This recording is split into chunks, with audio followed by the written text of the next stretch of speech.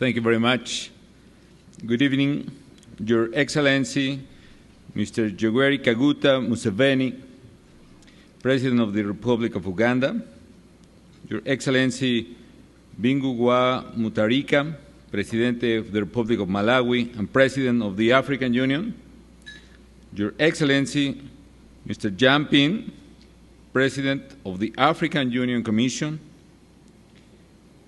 Your Excellency Prime Minister Meles Zenawi, Prime Minister of the Federal Democratic Republic of Ethiopia and Chairman of the Conference of African Heads of States and Government on Climate Change, Your Excellencies, Head of States and Government of the countries that make up the African Union, ladies and gentlemen.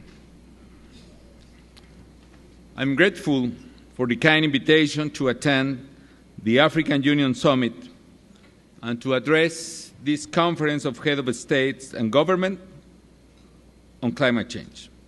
Thank you, President Museveni, for this invitation and for your hospitality. Thank you, Chairman Ping.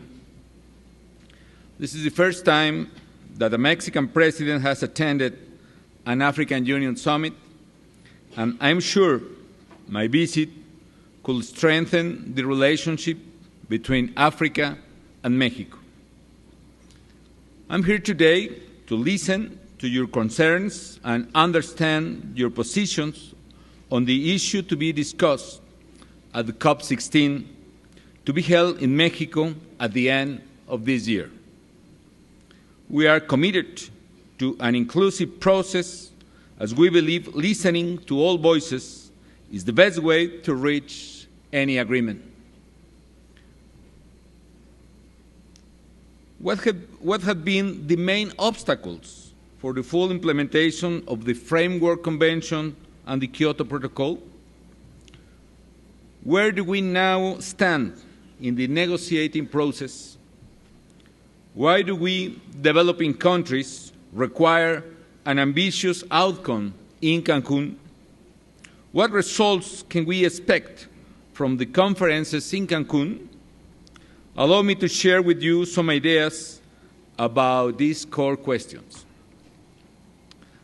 We have a solid legal basis for international action to face climate change. It is clear, however, that we have not complied with our obligations.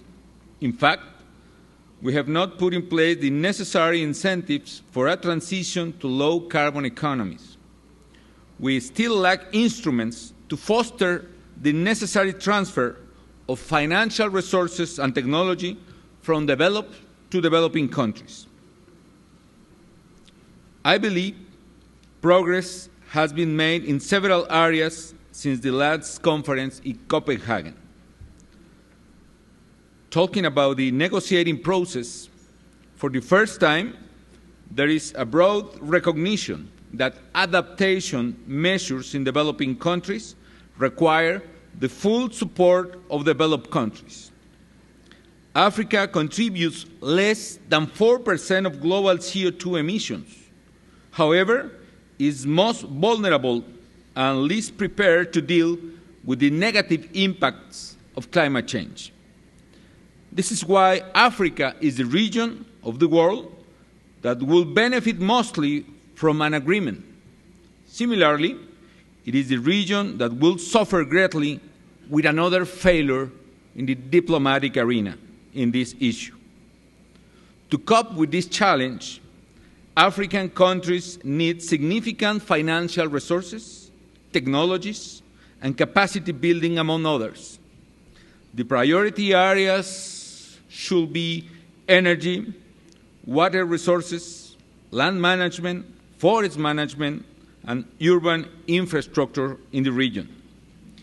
International organizations agree that if nothing is done, the cost of adaptation for the people and governments in Africa could amount to 5 to 10% of Africa's gross domestic product. There is also recognition of the need to make clean technology widely available to developing countries, together with the necessary capacity building to implement new projects. We need to make sure that developing countries, especially the most vulnerable, get enough support to plan for their adaptation strategies and risk reduction management. I believe that actions in favor of reforestation and against forest degradation and deforestation is both an effective tool to reduce carbon emissions and a powerful way of promoting social well-being and income for poorest families. For example, the Congo Basin is the second largest forest in the world. This is an area in which the African continent has much to gain from a successful outcome in Cancun. With the leadership of some countries as France and Norway in REDD+, and the active participation of 18 African countries, significant progress has been made to secure important financial support for this mechanism. But we want more. We, as you, are promoting better mechanisms to enhance payment of environmental services under a result-based approach. Agriculture is another area in which fighting poverty and climate change come together. I believe that in Cancun, we could reach an agreement to promote more efficient farming techniques, which will greatly contribute to preserving the environment, reducing CO2 emissions, and improving food security. Substantive discussions on financing have also moved forward in this year. On short-term financing, Mexico has repeatedly underlined that the allocations and transparency related to fast start funds ahead of Cancun is essential for confidence building among the parties, and I'm confident that we can move forward on this track. The United Nations High-Level Advisory Group on Climate Change Financing, co-chaired by Prime Minister Meles Zenawi from Ethiopia, has a central role to play in securing sufficient financing for developing countries. Let me assure you that we will fight for predictable and adequate financing that it is additional to official development assistance. Africa's development imperatives mean that all available resources need to be mobilized. Other issue, the issue of mitigation, is a complex element of this overall package. There is no doubt that we must see clear and visible commitments from all developed economies, and they must be monitored and verified. The Convention clearly establishes the obligation of developed countries to provide developing countries with financing and technology, given their historical responsibility. In Cancun, we must agree on clear guidelines and specific mechanisms so that these are met. Industrialized countries have committed to a range of 12 to 19% cuts in their emissions by 2020. We must realize that this is insufficient because it is still well below the 25 to 40% cut that science says is necessary to stay under a 2-degree global temperature rise. However, these commitments are now higher than the target set in the Kyoto Protocol, which is 5.2% only. On the basis of the principle of common but differentiated responsibilities, all countries need to participate actively in mitigation efforts. Africa, it's clear, has not caused the problem, but Africa can be part of the solution by encouraging others to act and by seeking new low-carbon development strategies.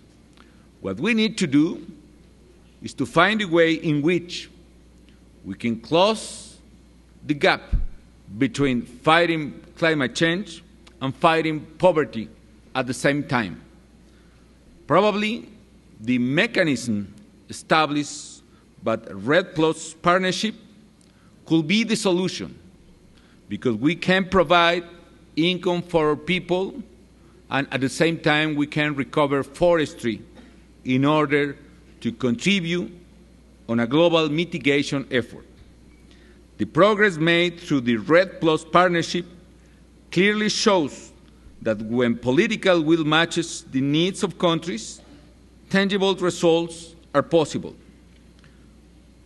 Funding has been committed to concrete projects in this area, mainly for the Congo Basin, the Amazon, and Indonesia. And this mechanism can be replicated in other areas, especially in sectors like energy.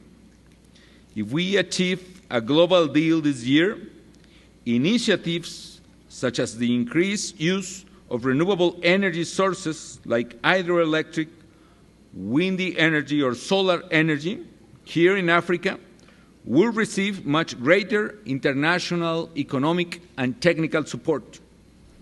Today, Africa exploits only 8% of its gross hydropower potential, and it is clear for us that Africa has the right to grow with energy and has the right to have the support of the international community. Mexico believes that with a global deal in Cancun, Africa will reinforce its economic and social development by receiving more funds to build economic infrastructure. For this to happen, we must take the chance Cancun offers to reach the agreements that meet the needs and expectations of humanity, a new regime that cares for the well-being of our societies now and in the future through a transition to low-carbon economic growth. The implementation of the Convention will remain an evolving process, but let us make Cancun a conference of actions, actions that benefit the most vulnerable. Dear colleagues and friends, an ambitious agreement in Cancun will benefit all of us. An ambitious agreement will benefit Africa and will benefit the world. But I strongly believe that to reach a consensus, Mexico and the world needs your guidance and wisdom. This is why I came here to learn, to listen, and to humbly ask for your support to reach a real agreement in this COP16. We need solid progress this year if the COP17 in South Africa next year is to be the remarkable event I hope it will be. I trust that in this century, all the people on earth will join together to fight a common enemy, climate change. Together we can do this, but without unity of purpose and without unity of action, we will fail. And the lack of agreement will be, as ever, against the poorest people and the poorest countries. Thank you very much for this kindly invitation.